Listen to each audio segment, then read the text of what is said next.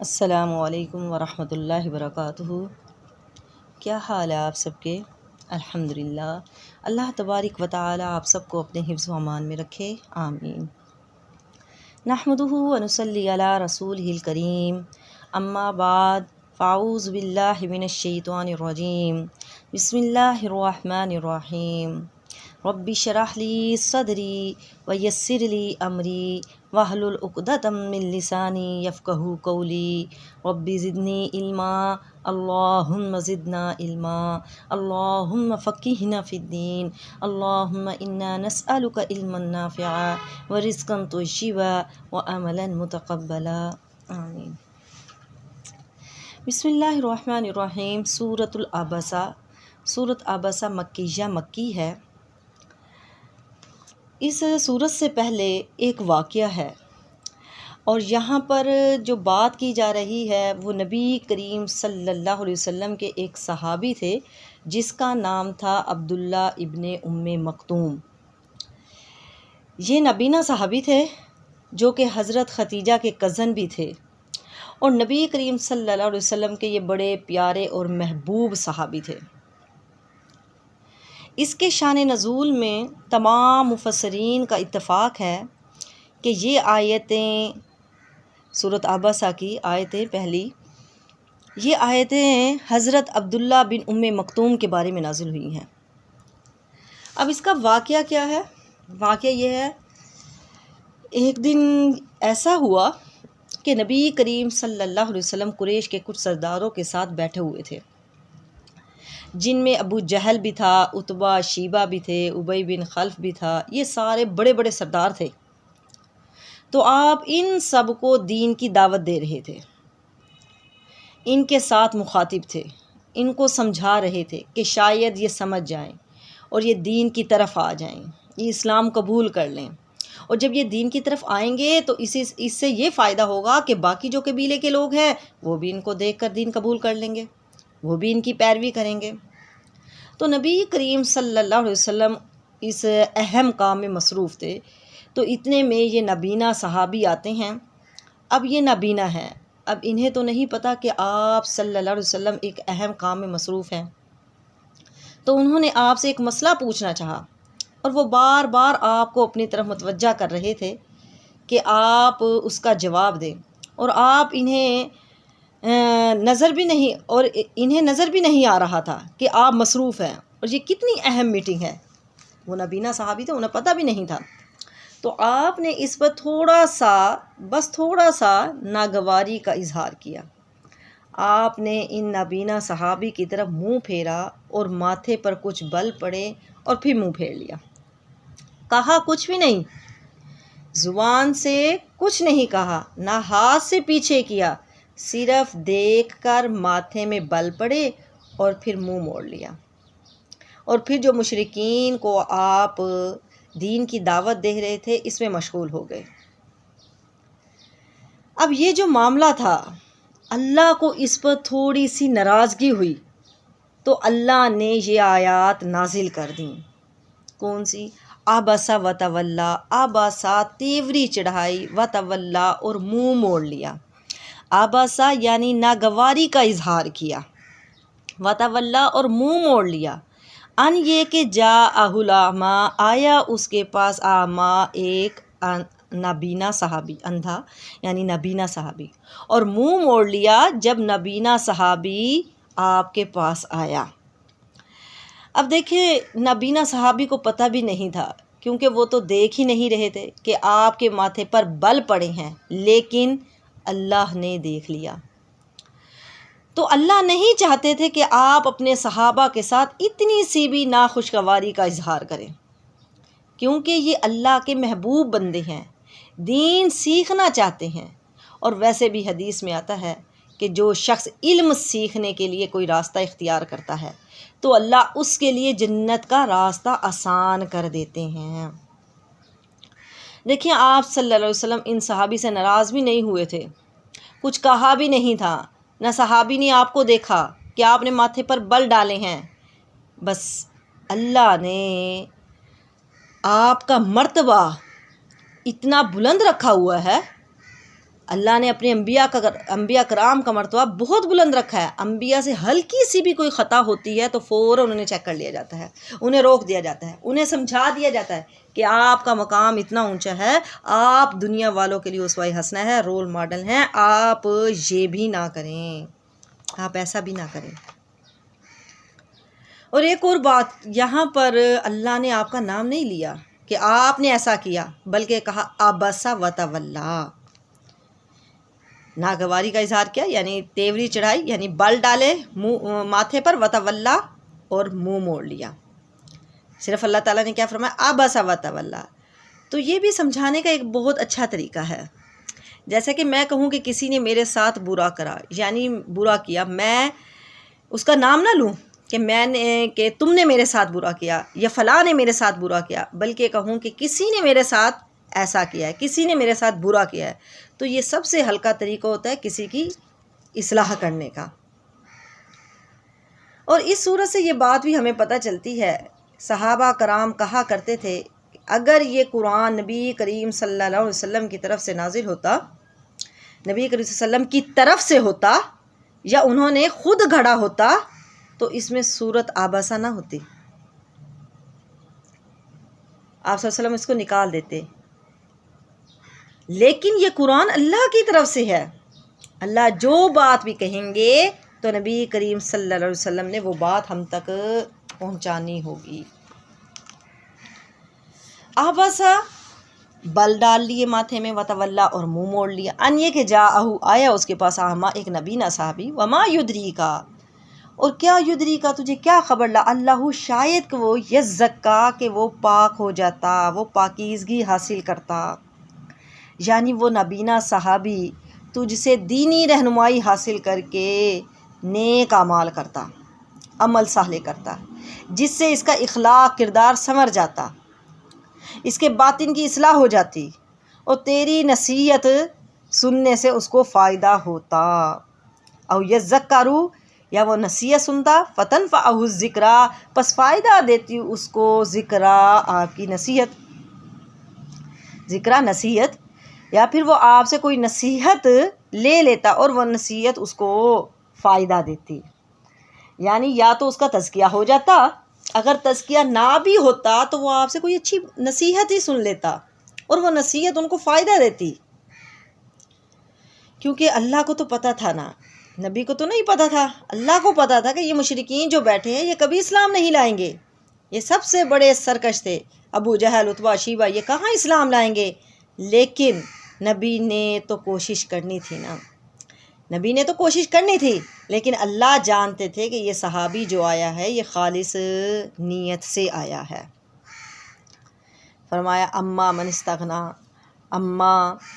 استغنا پس جو نستغنا بے پرواہی کرتا ہے، یعنی جو بے پرواہی کر رہا ہے، کس سے؟ ایمان سے بے پرواہی کر رہا ہے، اس علم سے جو تیرے پاس اللہ کی طرف سے آیا ہے اس سے وہ بے پرواہی کر رہا ہے.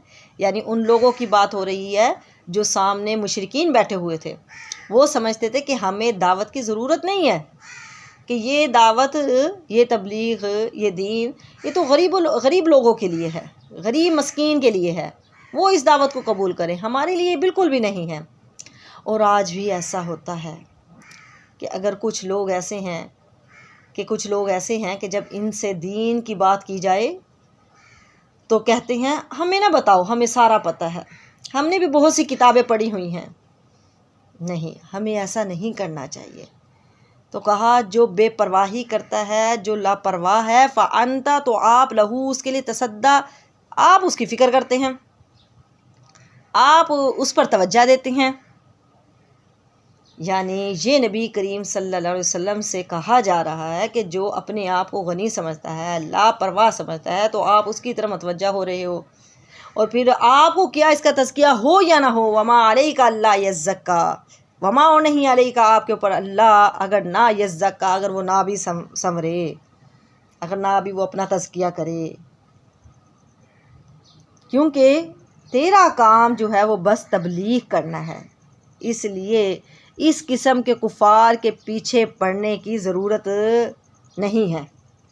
یعنی نبی سے کہا جا رہا ہے کہ آپ جو اپنے آپ کو یعنی غنی سمجھتا ہے، لاپرواہ سمجھتا ہے، آپ اس کی طرف تو متوجہ ہو، اور پھر کیا پتہ کہ وہ اس کا تزکیہ ہوتا بھی ہے یا نہیں، کیونکہ آپ کا کام تو دین کی دعوت دینا ہے، کیونکہ انبیاء کا کام دین پہنچا دینا ہے، یا پھر جو دین کی دعوت دے رہا ہوتا ہے، دین کا داعی ہوتا ہے یا مبلغ ہوتا ہے، تو اس کا کام دعوت کو پہنچانا ہے، دوسرا بندہ قبول کرے یا نہ کرے۔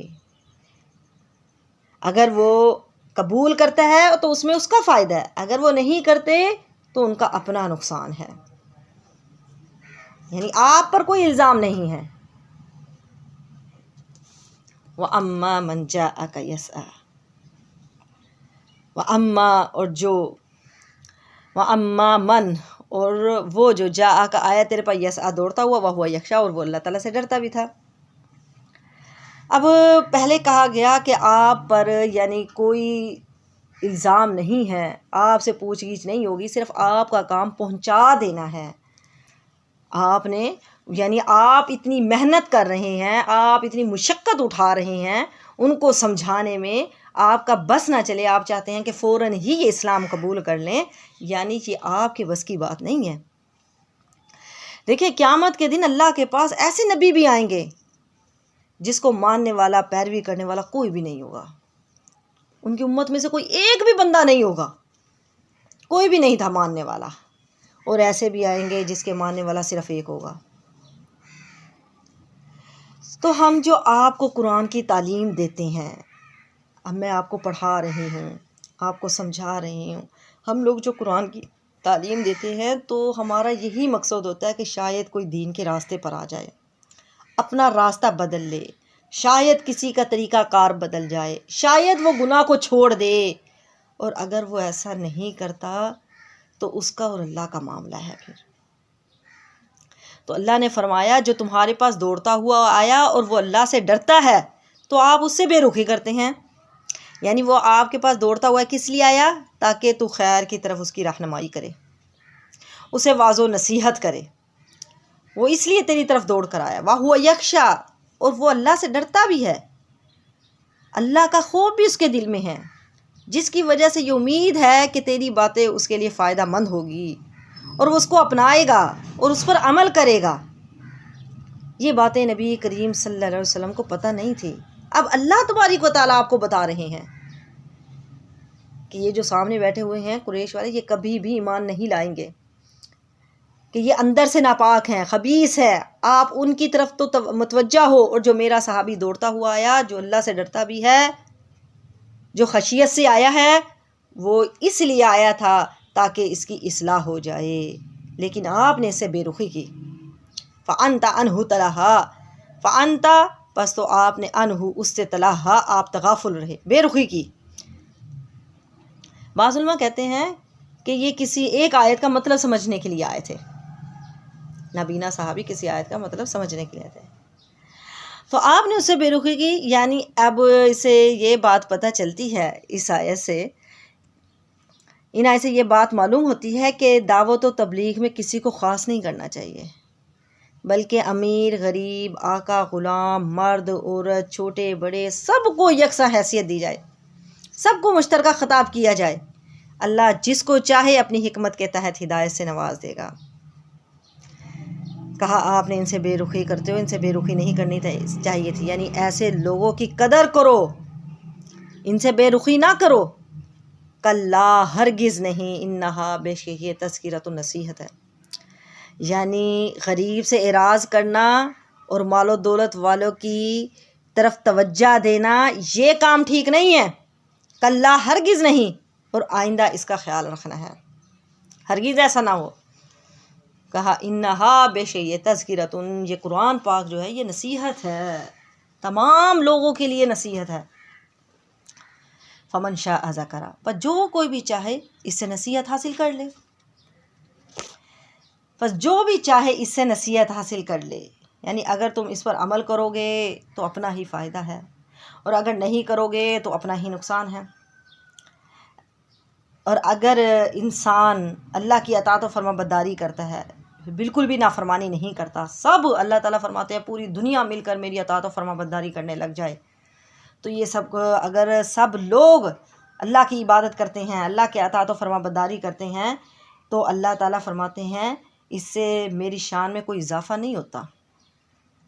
اور اگر سب مل کر ہی انکار کرنے لگ جائیں، اللہ کا انکار کریں، اللہ کی نافرمانیاں کریں، تو نعوذ باللہ اللہ تعالیٰ فرماتے ہیں تو اس سے اللہ کی شان میں کوئی کمی نہیں آ جائے گی۔ یعنی انسان کا اپنا فائدہ ہے، اگر وہ اللہ کی اطاعت و فرما برداری کرتا ہے، نبی کریم صلی اللہ علیہ وسلم کی سنت پر عمل کرتا ہے، نیکیاں کرتا ہے، اسلام کے راستے پر چلتا ہے، تو اس میں اس کا اپنا فائدہ ہے، اور اگر وہ نہیں کرتا تو اس میں اس کا اپنا ہی نقصان ہے۔ فی صحف مکرمۃ، فی صحف صحیفوں میں ہے، مکرمۃ تعظیم والے، تعظیم کے لائق جو قابل ادب جو صحیفے ہیں اس میں ہیں، یعنی لوح محفوظ میں ہیں، کیونکہ وہیں سے یہ قرآن اترتا ہے۔ یا پھر یہ مطلب ہے کہ یہ صحیفے اللہ کے ہاں بڑے محترم ہیں، کیونکہ وہ علم و حکمت سے پر ہیں، بڑے محترم ہیں۔ یعنی یہ ایسے صحیفے ہیں جن کا بہت اکرام کیا گیا ہے۔ بتایا جا رہا ہے کہ یہ جو کتاب ہے اس کا مقام کتنا بلند ہے، یہ لوح محفوظ سے آئی ہے۔ اب دیکھیں قرآن کا مقام اتنا بلند ہے، اب جو بھی قرآن سے جڑ جائے گا تو اس کا مقام بھی بلند ہو جائے گا، تو آپ کا مقام بھی بلند ہو جائے گا، اور اگر اس قرآن کو آپ چھوڑ دیں گے تو آپ ذلیل ہو جائیں گے۔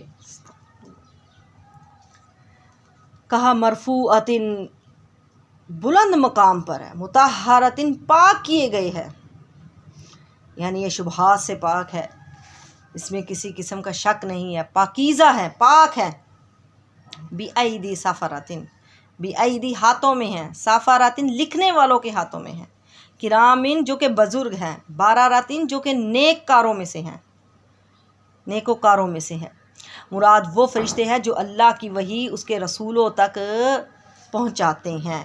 بِأَيْدِي سَفَرَةٍ کیا مطلب ہے؟ یعنی کہ وہ خلق کے اعتبار سے، یہ فرشتوں کی بات کی جا رہی ہے، وہ خلق کے اعتبار سے بھی کریم ہے، وہ شریف ہیں، بزرگ ہیں، افعال کے اعتبار سے بھی وہ نیکوکار ہیں، پاک باز ہیں۔ اور یہاں سے یہ بات بھی معلوم ہوتی ہے کہ جو حامل قرآن ہوتے ہیں، قرآن کے جو حامل لوگ ہوتے ہیں، جو حافظ ہوتے ہیں، عالم ہوتے ہیں، ان کو بھی اخلاق و کردار میں انہی فرشتوں کی طرح ہونا چاہیے۔ کرام بررا،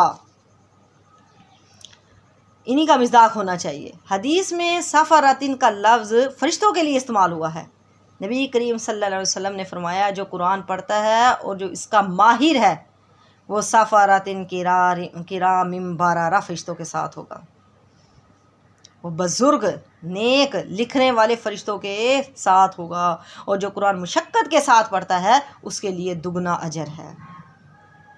بِأَيْدِي سَفَرَةٍ كِرَامٍ بَرَرَةٍ، بِأَيْدِي سَفَرَةٍ كِرَامٍ بَرَرَةٍ، یعنی یہاں پر فرشتوں کی بات ہو رہی ہے جو قرآن کو لکھنے والے ہیں، کہ وہ بہت بزرگ ہیں، عظیم الشان ہستیوں والے ہیں، اور پھر وہ ابرار ہیں، یعنی نیک بھی ہیں۔ یہ وہ فرشتے ہیں جن کی ڈیوٹی تھی اس قرآن کو لے کر آنے کی۔ اب یہ ساری باتیں قرآن مجید کے مقام اور مرتبے کو بیان کرنے کے لیے ہیں۔ ایک تو قرآن کا اپنا مقام اعلیٰ اور افضل ہے، اور قرآن کو لے کر جانے والے بھی اعلیٰ اور افضل ہیں، اور قرآن کو سیکھنے اور سکھانے والے بھی اعلیٰ اور افضل ہیں۔ جیسا کہ حدیث میں ہے، نبی کریم صلی اللہ علیہ وسلم نے فرمایا تم میں سے بہتر انسان وہ ہے جو قرآن سیکھے اور سکھائے۔ تو جو لوگ بھی قرآن کے ساتھ جڑے ہوئے ہیں وہ سب اعلیٰ اور افضل ہیں، ان کا مقام اور مرتبہ بہت بلند ہے۔ قتلا، مارا جائے، الانسان، انسان، ہلاک ہوا انسان، ماں کیسا اکفرا ناشکرہ ہے، یعنی اس سے وہ انسان مراد ہیں جو بغیر کسی سند کے اور بغیر کسی دلیل کے قیامت کا انکار کرتے ہیں۔ ما اکفرا، کیسا ناشکرہ ہے، کیسا تکذیب کرنے والا ہے، انکار کرنے والا ہے، یعنی یہ ساری باتیں پتہ ہونے کے باوجود وہ کفر کرتا رہا، اکفرا، ناشکری کرتا رہا، کفر کرتا رہا۔ لعنت ہے ایسے انسان پر جو اللہ کے دین کو جھٹلا رہا ہے۔ جو قیامت کا انکار کر رہا ہے۔ اور پھر اللہ تعالیٰ فرماتے ہیں تو انکار جو کر رہا ہے تو دیکھ تو صحیح، من ای شیء خلقہ، کس چیز کے ساتھ خلقہ، اس کو پیدا کیا۔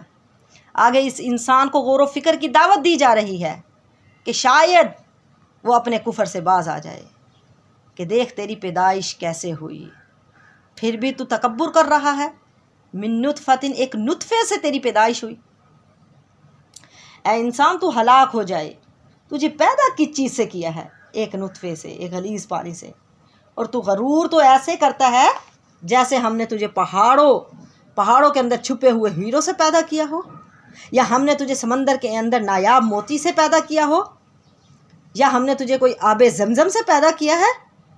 نہیں، بلکہ تجھے ایک نطفے سے پیدا کیا ہے۔ اور آج تو اتنا تکبر کرتا ہے کہ ایک اللہ کی بات کو نہیں مانتا، اللہ کی بات کا انکار کر دیتا ہے۔ تو اللہ کے احکام کی پیروی نہیں کرتا، تو بس یہ سمجھتا ہے کہ بس جو میں چاہوں گا وہی ہوگا۔ اگر اللہ چاہے تو جو کچھ آج تیرے پاس ہے وہ سب کچھ چھین لے، وہ سب چھین لے اللہ تبارک و تعالیٰ۔ خلقہ، تجھ کو پیدا کیا، فقدرہ، پھر تیرا اندازہ بھی رکھا، پھر تجھے یعنی ایک انداز سے مقرر کر دیا۔ یعنی اللہ نے انسان کو نطفے سے پیدا کیا، پھر اس کی تقدیر مقدر کی، یعنی اس کی عمر، روزی، عمل، نیک اور بد ہونا، یعنی یہ سب کچھ اللہ تعالیٰ نے لکھ دیا۔ یا پھر اللہ تبارک و تعالیٰ نے تجھے ٹھیک ٹھاک بنایا، اندازے سے بنایا، تیرے دونوں ہاتھ، دونوں پاؤں، دونوں کان، یعنی برابر برابر کا فاصلہ رکھا، برابر برابر ہر چیز رکھی، یعنی تجھے کوئی بے ڈھنگا نہیں اللہ تبارک و تعالیٰ نے بنایا۔ ثم السبیل یسرا، ثم پھر سبیلا راستہ، یسرہ آسان کر دیا، پھر ہم نے راستہ آسان کر دیا۔ بعض علماء نے کہا ہے کہ یہ اشارہ ہے کہ اس راستے کی طرف جب بچہ پیدا ہوتا ہے، کہ اللہ تعالیٰ جب بچہ ماں کے پیٹ سے باہر آتا ہے تو وہ راستہ اللہ تبارک و تعالیٰ آسان کر دیتے ہیں۔ اور دوسرا معنی اس کا یہ لیا جاتا ہے کہ اللہ تعالیٰ نے 2 راستے دکھا دیے، پھر جس پر بھی چلنا چاہے اللہ تعالیٰ نے وہ آسان کر دیا۔ خیر اور شر کا دونوں راستے اللہ تبارک و تعالیٰ نے واضح کر دیے، پھر جس پر انسان چلتا ہے اس کو اللہ تبارک و تعالیٰ اس کے لیے آسان کر دیتے ہیں۔ ثم پھر اماتہ، اس کو مارا، فاقبرہ، پھر اس کو گاڑ دیا، یعنی قبر میں اس کو دفن کرا دیا، دفن گیا، یعنی پیدائش کے بعد اسے موت دی، پھر اسے قبر میں لے گیا اللہ تعالیٰ۔ اب یہاں سے ایک یہ بات بھی پتہ چلتی ہے کہ اللہ تبارک و تعالیٰ نے یعنی موت کے بعد اسے قبر میں دفنانے کا حکم دیا ہے تاکہ اس لاش کا احترام برقرار رہے، ورنہ درندے اور پرندے اس کی لاش کو نوچ نوچ کر کھا جاتے، جس سے اس کی بے توقیری ہوتی، بے حرمتی ہوتی۔ ثم اماتہ فاقبرہ، یعنی اس کو موت دے دی، پھر اس کو قبر میں دفن کرا دیا۔ اچھا، ایک اور بات ہے کہ جو ایسے لوگ ہوتے ہیں جس کو کوئی جانور کھا جاتا ہے، یا پھر ایسا ایکسیڈنٹ ہوتا ہے کہ لاش ہی نہیں ملتی ہے، تو پھر ان کی قبر کون سی ہوتی ہے؟ تو یہاں پر قبر سے مراد وہ ہے جہاں پر انسان مرا ہوتا ہے۔ جیسا کہ ایک انسان ہے کہ اسے اگر جنگلی جانور اس کو کھا جاتا ہے، یا ایکسیڈنٹ ایسا ہوا بکھر گئے، اب جانور کا جو پیٹ ہے وہی اس کی قبر ہوگی، اب وہی اور پھر اللہ تبارک و تعالیٰ کے لیے کوئی انسان کو اکٹھا کر لینا، اس کو دوبارہ بنانا کوئی مشکل نہیں ہے، واللہ عالم۔ ثم پھر اذا جب شاء، جب وہ چاہے گا، انشارہ، تو وہ اس کو اٹھا لے گا، اگر اس کے ٹکڑے بھی بکھرے ہوئے، یا جس طرح وہ ایک شخص تھا جس نے اللہ کے عذاب سے ڈرتے ہوئے، اللہ کے سامنے کھڑا ہونے سے ڈرتے ہوئے، تو اس نے اپنے اولاد کو وصیت کی تھی کہ جب میں مر جاؤں تو مجھے یعنی جلا کر بہا دینا۔ تو اللہ تبارک و تعالیٰ اس بات پر بھی قادر ہے کہ سمندر کو حکم دیا تو پھر اس کی راکھ اکٹھی ہو گئی، جب چاہے گا اللہ تعالیٰ اس کو اٹھا لے گا، قیامت والے دن اس کو اکٹھا کر لے گا۔ کلا، ہرگز نہیں، یوں، لما البتہ نہیں، یکزی، اس نے پورا کیا، ما جو ہمارا ہو، اس کو حکم دیا تھا، یعنی اللہ نے جو اس کو حکم دیا تھا اس نے پھر بھی اس پر عمل نہیں کیا۔ یعنی یہ سب باتوں کے باوجود انسان پھر بھی سرکش ہے، اللہ کی باتوں کا انکار کرتا ہے اور اپنا منہ موڑ لیتا ہے، اسے پتہ ہے کہ میں نے مر جانا ہے، قبر میں چلے جانا ہے، اللہ کے سامنے پیش ہونا ہے، اللہ کو اپنا حساب کتاب دینا ہے، لیکن پھر بھی اللہ کے حکم پر عمل نہیں کرتا، اللہ کی بات نہیں مانتا۔ دیکھیں ہم سب کو تو اتنا پتہ ہی ہے، اگر ہمیں باریک باریک مسئلے نہیں پتہ، زیادہ وضاحت کے سامنے ہم سب کو اتنا تو پتہ ہے نا کہ نماز فرض ہے، لیکن پھر بھی لوگ نماز نہیں پڑھتے۔ زکوٰۃ فرض ہے، زکوٰۃ نہیں دیتے، روزے رکھنا فرض ہے، پھر بھی روزے نہیں رکھتے۔ اللہ فرماتے ہیں جو اللہ نے اس کو حکم دیا وہ پھر بھی اس پر عمل نہیں کرتا۔ پھر اللہ تعالیٰ فرماتے ہیں فَلْيَنْظُرْ، پر چاہیے کہ دیکھے الانسان اِلیٰ طَعَامِهِ، اپنے کھانے کی طرف دیکھ، اے انسان اپنے کھانے کی طرف دیکھ، تجھے کیا کچھ کھانے کے لیے میں نے عطا کیا ہے۔ اور ہمیں دیکھنا بھی چاہیے اپنے کھانے کی طرف، جب ہم کھانا کھاتے ہیں تو ہمیں دیکھنا چاہیے اپنے کھانے کی طرف۔ ہم جب کھانا کھاتے ہیں تو کھاتے وقت ہماری کیا خواہش ہوتی ہے کہ ایک چیز نہیں، دو دو تین تین چیزیں ہونی چاہیے۔ سالن روٹی ہے تو ساتھ چاول بھی ہو جائیں، چاول بھی ہونے چاہیے، چاول ہیں تو سلاد، رائتہ، چٹنی، یہ سب کچھ، یا بوتل، یعنی ایسی ایسی چیزیں ہم چاہتے ہیں، یعنی ہم ایک ہی چیز پر اکتفا نہیں کرتے، بلکہ ہمارا دل کرتا ہے دو دو تین چیزیں ہونی چاہیے۔ تو واحد انسان ہی ایسا ہے جو کہ ایسا کرتا ہے، ایک ہی وقت میں طرح طرح کے کھانے کھا لیتا ہے، سلاد، چٹنی، رائتہ، چاول، بریانی، یعنی جو کچھ بھی ہے، سالن، روٹی۔ تو انسان یعنی ایک وقت میں طرح طرح کے کھانے کھاتا ہے۔ کیا کبھی آپ نے دیکھا کہ شیر جو جنگل کا بادشاہ ہے، کیا وہ بھی ایسا کرتا ہے کہ ہرن کھا رہا ہے تو ساتھ ساتھ سلاد بھی کھا رہا ہے؟ یا کوئی اور جانور لے لیں کہ گائے ہیں، بھینس ہے، جب وہ گھاس کھا رہی ہے تو پھر وہ کیا کرتی ہے کہ ایسے کرتی ہے کہ نہیں، اسے کوئی ٹیسٹ نہیں آ رہا تو وہ کہتی ہے چلو کچھ اس میں مکس کر لوں، یا پھر چٹنی کے ساتھ کھا لوں، یا پھر اس میں تھوڑا سا نمک ڈال لوں، ٹیسٹ ٹھیک ہو جائے۔ نہیں، بالکل بھی نہیں، یہ کبھی بھی ایسا نہیں ہوتا۔ صرف ایک انسان ہے کہ ایک ہی پلیٹ میں اتنی چیزیں ڈال کر کھاتا ہے۔ اللہ نے فرمایا اپنے کھانے کی طرف تو دیکھ، تجھے کیا کیا نعمتیں اللہ تعالیٰ نے عطا کی ہیں، پھر بھی تو ناشکری کرتا ہے، پھر بھی تو اللہ کا حکم نہیں مانتا ہے۔ انا، بے شک ہم نے سبب نہ، ہم نے برسایا، ماں پانی سبا برسانا۔ پھر اللہ تعالیٰ بارش برساتے ہیں، ثم پھر شققنا الارض شقا، پھر ہم نے پھاڑ دیا اس کے ساتھ زمین کو، شقا پھاڑنا۔ اللہ نے آسمان سے بارش برسائی، زمین پر بارش برسی، زمین کے اندر گئی، بیج جو پھٹا، گلا سڑا، پھر پھٹا، اور اس سے جب وہ کونپل نکلتی ہے تو زمین پھٹتی ہے تو اس سے پھر کونپل باہر آتی ہے۔ تو ہم نے اس زمین کو گویا کہ پھاڑ دیا، زندہ کیا بارش کے ذریعے۔ اس سے ایک مثال یہ بھی لی جاتی ہے انسان کے یعنی دوبارہ زندگی پر، کہ جس طرح زمین یہ بنجر تھی تو بارش برسائی اللہ تعالیٰ نے، یعنی زمین پر کچھ بھی نہیں تھا تو پھر سبزہ اگ آیا، تو اسی طرح جب انسان مر جائے گا، گل سڑ جائے گا، کچھ بھی نہیں باقی بچے گا، تو پھر اللہ تبارک و تعالیٰ اس کو زندہ کر دیں گے۔ فَأَنبَتْنَا، پھر ہم نے اگایا، فیہا، اس میں، حبًّا، اناج، تمہارے کھانے کے لیے اناج اگایا اس زمین سے، وَعِنَبًا، انگور لگائے، وَقَضْبًا، ترکاری، سبزیاں، یہ ساری چیزیں اللہ تعالیٰ نے تمہارے لیے پیدا کی ہیں۔ وَزَيْتُونًا، اور زیتون، وَنَخْلًا، کھجوریں، وَنَخْلًا، کھجور، وَحَدَائِقَ، باغات، غُلْبًا، گھنے گھنے باغات۔ غلبن کے معنی کھجوروں کے بڑے بڑے درخت ہوتے ہیں، یعنی جو میوے سے بھرے ہوئے ہوں، وفاکہۃ، اور میوے، پھل، فروٹ، وابا، اور گھاس یعنی چارہ، متاعً، فائدہ ہے، لکم، تمہارے لیے، ولی انعامکم، اور تمہارے جانوروں کے لیے۔ یہ ساری نعمتیں تمہارے لیے اور تمہارے جانوروں کے لیے ہیں، پھل، فروٹ، سبزیاں تمہارے لیے، اور تمہارے گھاس چارہ وغیرہ تمہارے جانوروں کے لیے ہے۔ تو اللہ تعالیٰ فرماتے ہیں یہ ساری نعمتیں میں نے تمہارے لیے بنائی ہے اور تمہیں صرف اپنے لیے بنایا ہے۔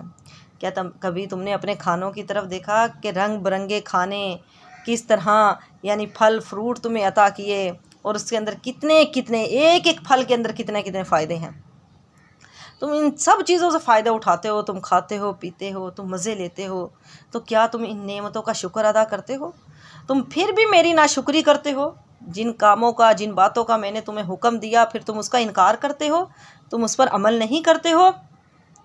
فَإِذَا جَاءَتِ الصَّاخَّةُ، پھر کہتے ہیں چلو ایک وقت آنے والا ہے، فائزہ پر جب آ جائے گی ساخت، کان کو پھاڑ دینے والی آ جائے گی۔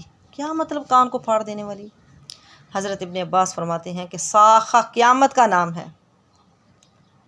ساخہ قیامت کا نام ہے، اور اس کے نام کی وجہ بھی یہی ہے کہ اس کے نفخے کی جو آواز ہوگی شور و غل کانوں کے پردے پھاڑ دے گا۔ استغفر اللہ۔ قیامت کو بہرا کر دینے والی، قیامت کو بہرا کر دینے والی اس لیے کہا کہ وہ ایک نہایت ہی سخت چیز ہوگی۔ کان کو پھاڑ دینے والی یعنی کانوں کو بہرا کر دینے والی ایک نہایت سخت چیز ہوگی۔ یوم، جس دن یفر، بھاگے گا، مرء، انسان، من اخیہ، اپنے بھائی سے، آدمی اپنے بھائی سے ہی بھاگے گا اس دن، بھائی اپنے بھائی سے ہی بھاگے گا، آدمی اپنے بھائی سے ہی بھاگے گا۔ کیا مطلب ہے اس کی؟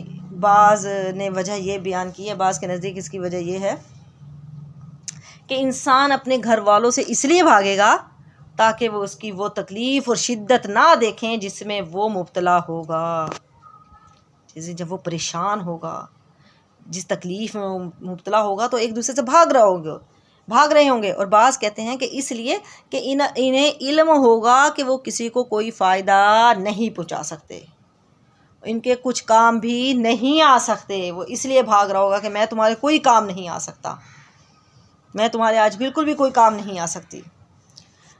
تو کیا ہے کہ حدیث میں بھی آتا ہے کہ اس دن انسان اپنے قریبی رشتہ داروں کو دیکھے گا لیکن بھاگتا پھرے گا، کوئی کسی کے کام نہیں آئے گا۔ شوہر بیوی سے کہے گا کہ میں نے دنیا میں تیرے ساتھ اتنا اچھا سلوک کیا، میں کیسا رہتا تھا، اتنا اچھا سلوک، مانے گی کہ ہاں تم اچھا سلوک کیا، تم نے مجھے بہت خوش رکھا۔ وہ کہے گا کہ آج مجھے ایک نیکی کی ضرورت ہے، نیکی دے۔ وہ کہے گی نہیں، آج تو مجھے خود اس چیز کی ضرورت ہے۔